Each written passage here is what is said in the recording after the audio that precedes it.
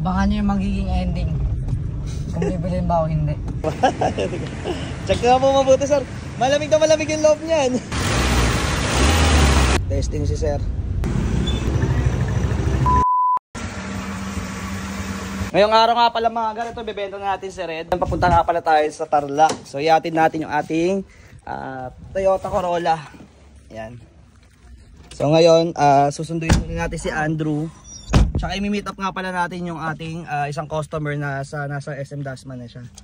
So paano ba yung mga gar? Samahan nyo kami sa ating panibagong pagbebenta ng kotse. Yan mga gar, on the way na tayo sa SM Dasma. Meron kasi tayong ka-meet up ngayon. Magpapakonvert ng kanyang home credit product loan. So bago ang lahat ito, gamitin muna natin si Red para service natin. Tapos diretso tayo Tarlac. Si Boji muna yung pinag-drive ko kasi nag-ano pa ako, re-recharge pa ako ng lakas kasi medyo malayo-layo yung Tarlac. Eh syempre, mahirap naman kung ako lahat magdadrive.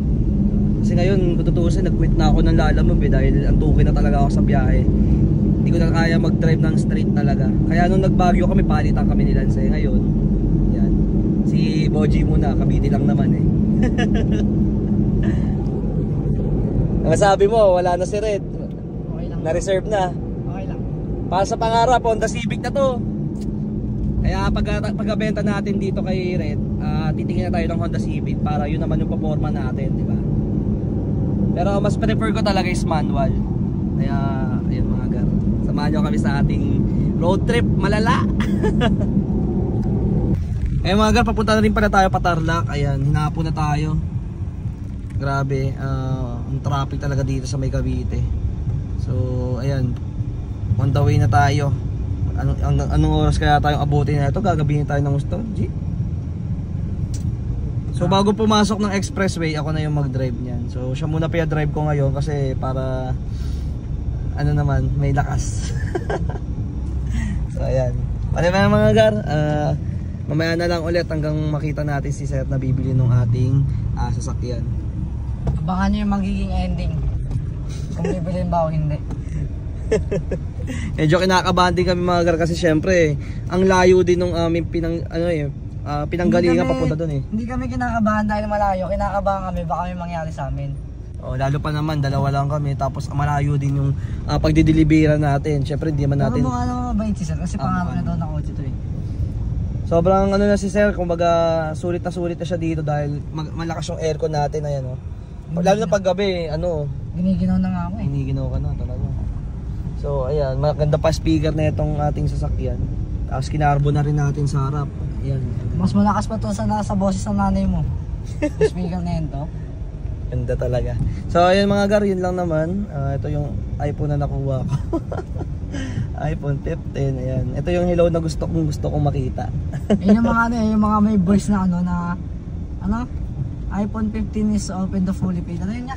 Open is to fully paid. Ang tawag doon. Basta yun. iPhone 15 Pro Max, ano no? Fully paid. Fully paid, nga ganun. Ay, no, then sir, iPhone 15 Pro Max is open.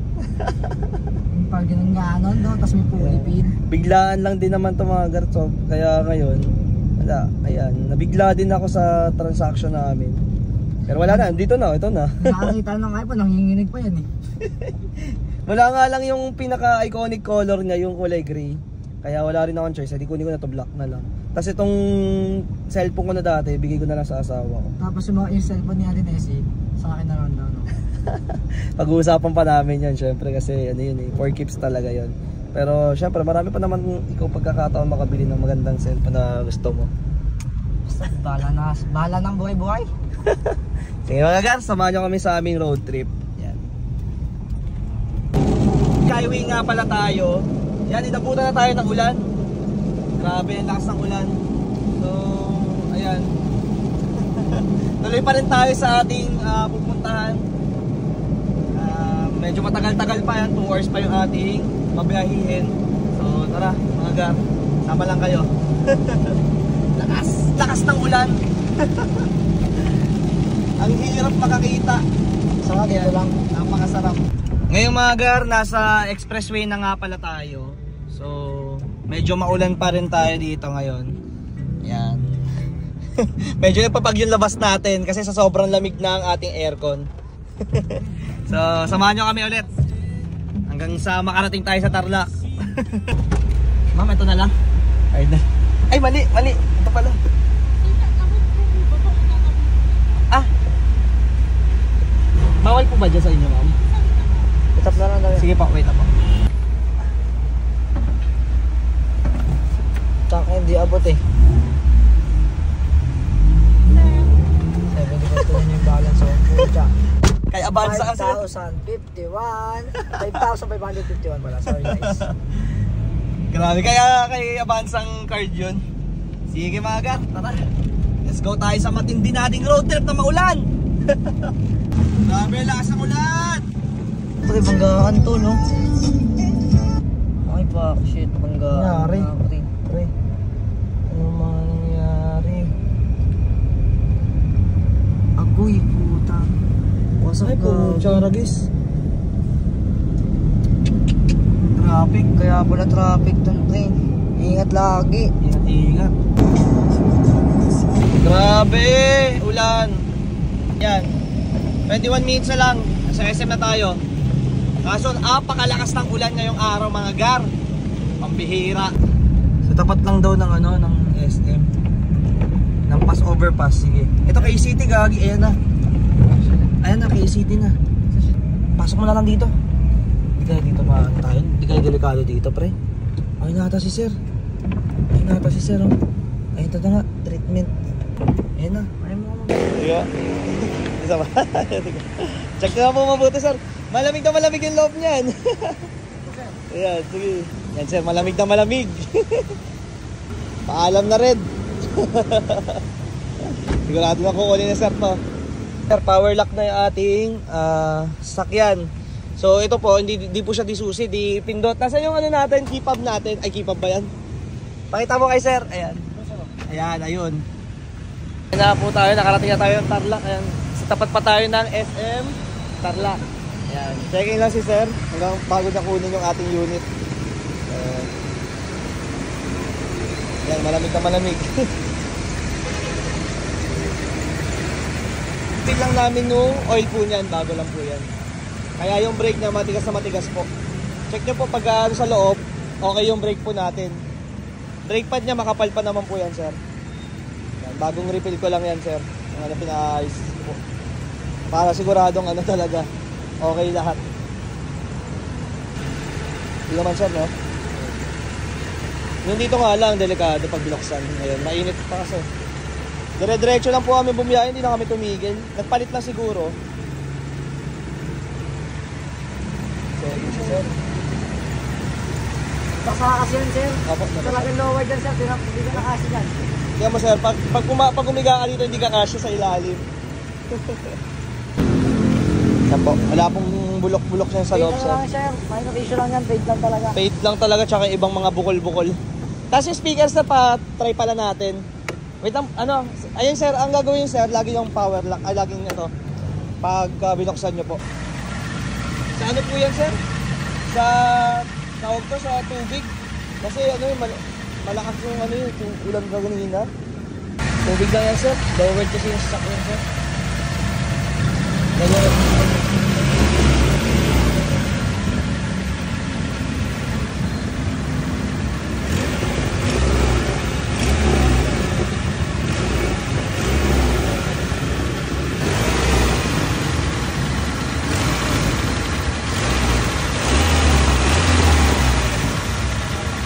Para marunong talaga si sir, no?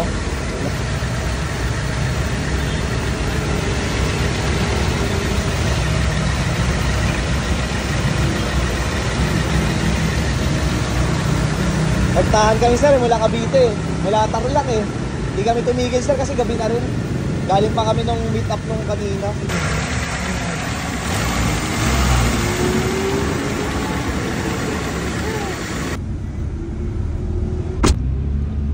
So banda doon sa likod, baka na. Yan. Testing si sir. Lakas ang atak yan, sir. Pang ano to sir? Pang racing talaga to sir.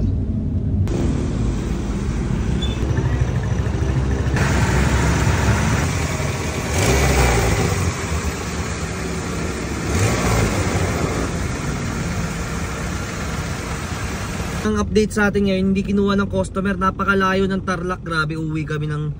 Ay, nako. Diyos ko po. Ginawa ng issue yung sasakyan hanggang sa tinawaran kami na tinawaran. Ngayon wala na kami magawa. Sa akin, okay lang naman na na pumunta sa malayo. 'Di ba? Sabi ko nga siya na lang pumunta sa Ngayon, uwi kami. Toll gate ulit. Tapos, gas. Wala. Ano tayo magagawa? Mission fail tayo mga gar. Bawi na tayo sa susunod na araw. Grabe. Lambot, pre. Nako, sabi ni kuya. Inisyohan niya, no? Ginawan ng issue, no? Mga gar, ito pauwi na kami. Dinner na lang kami ni Boji dito sa McDo. Mga gar, hindi ko naman siya sinisiraan si kuya. Hindi ko rin naman siya masisi dahil nga buyer lang din siya. So, wala tayong magawa. Nandito na tayo. Kaya ang lesson learned namin, pas na sa malayo talaga. Kasi lalo na kung kotse ang binibenta, tapos may makikita na kung anong issue. Ang hirap umuwi ng ganito. Sobrang grabe nararamdaman ko. Hindi ko mapaliwanag talaga. Dinaan ko na lang talaga sa kain. So, ayun mga gar, wala. Posted ulit natin tong Toyota natin. Na sana may bumili na talaga nito. Kasi gusto namin mag-upgrade din ng unit para mapormahan din namin. So, yun lang mga gar. Salamat sa panonood. Biyahe 2 hours. Grabe. Yung lamig niya sa sa labas. Grabe naman pag yan, boy.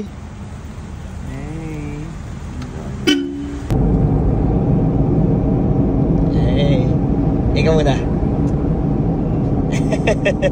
Ganda ng view.